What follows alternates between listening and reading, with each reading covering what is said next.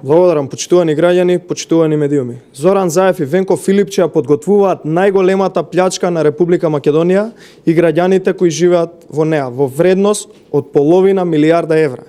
500 милиони евра е сума која што ќе биде оплячкана од граѓаните и од државата од страна на Зоран Заев и Венко Филипче, кои се влада во заминување, им се гледа крајот многу брзо. Целиот тендер и грабеж кој се подготвува за клиничкиот центар во Скопје е класично лудило. Лудилото кој ги има обземено Зоран Заев и Венко Филипче отиде толку далеку и ако на сите ни беше чудно како е можно да местат тендер од 35 милиони евра за реагенси, сега подготвуваат сомнителен тендер. Внимавајте, да ограбат половина милијарда евра од државата. За почеток да разјасниме. Кредитот од Развојната банка на Советот на Европа за клиничкиот центар беше 90 милиони евра и беше со каматна стапка од само 0,6%. Сега Зоран Заев и Венко Филипче го поништија истиот тендер и со изменетиот закон за јавни набавки распишаа нов во вредност од 500 милиони евра или 6 пати поголем од претходниот. И тоа, замислете, со комерцијални банки, конзорциум од 3 комерцијални банки, каде што каматата нема теоретски шанси да биде под 2,5%, а голема е веројатноста според експертите да достигне над 3%. Имено, во буџетот за 2019 година Зоран Заев и Венко Филипче предвиделе, односно не предвиделе пари за изградба на нов клинички центар во Скопје. Зборам пари, односно сума, целосната сума која што треба да чини за клиничкиот центар. За изградба на клиничките центри во Скопје и Штип во буџетот за оваа година се предвидени само 9,5 милиони евра.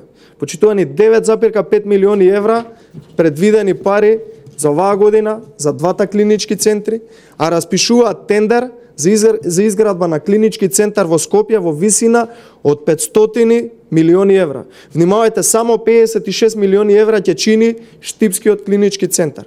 Гледајќи го буџетот и во наредните 3 години до 2021-та, според финансиската конструкција на Министерството за финансии за изградба на двата клинички центри во Скопје и Штип се предвидени само 21 милион евра.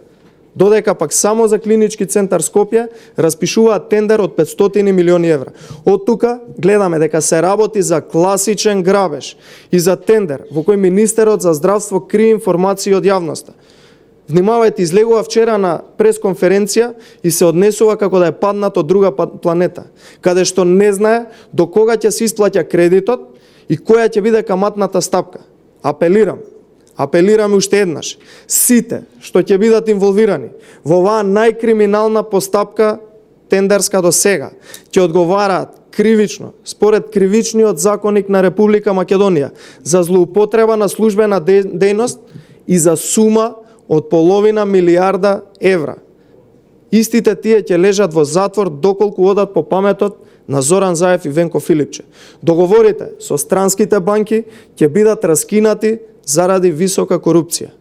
Ги повикувам уште еднаш сите вработени во Министерството за финансии, вработените во секторот за јавен долг, вклучително и вработените во Министерството за здравство, да не потпишуваат ништо во врска со ова задолжување.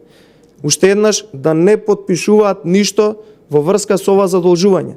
Затоа што целиот тендер, целата тендерска постапка бурно ќе следиме до самиот крај.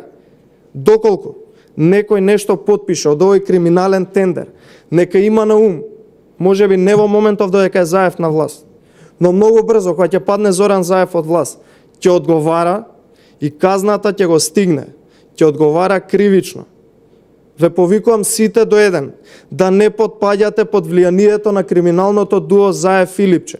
Да требаше нешто да биде потпишано, тоа ќе го потпишеше Тевдовски и немаше да биде променет од функцијата министер.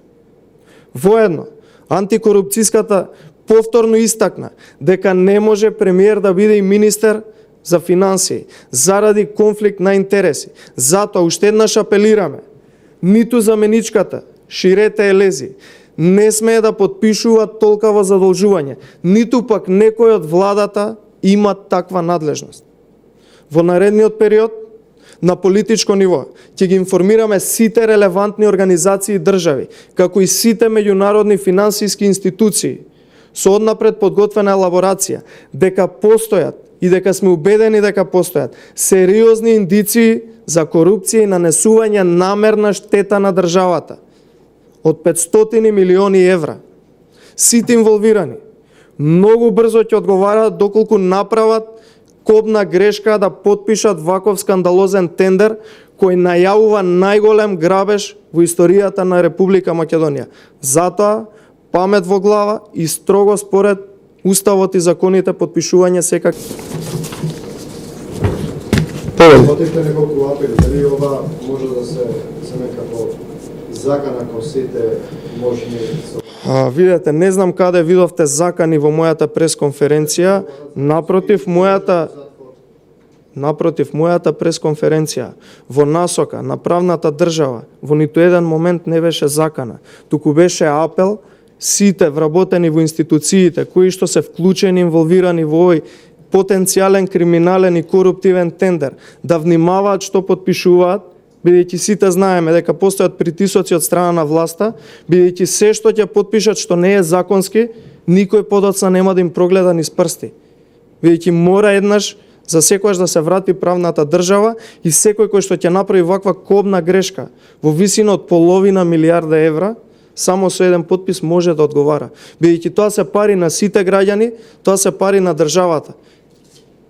Дали има други прашања? Повелете? Повелете. Се очекува одлука од апелација практично да се произнесе за случајот со Јанакиевски и Димовски за злоупотреба на државно земјиште. Што очекувате од нашиот коментар?